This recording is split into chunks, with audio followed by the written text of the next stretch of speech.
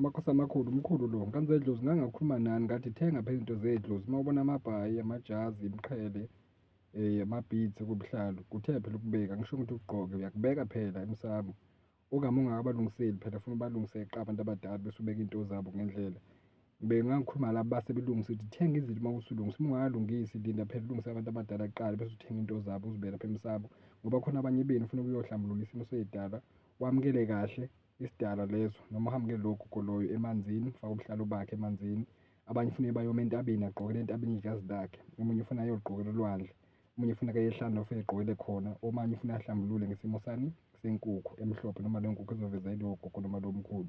Kubalulekile ukuthi ukwazi yonke leyo nto, ingangithi-kena ungathathi into uyifake emzimbeni, ngoba sikhona nezinye iy'ngane uthole uhlushwa yidlozi, kanti uyena uhambele phambili ukuhambe wagqokela idlozi engabe engalilungisile kahle. Ngigqokela kanjani umuntu ongcolile ngoba phela kufanele bahlambulule ngesimo sendlela kahle, babe kahle kuwena. Ngiyathokoza .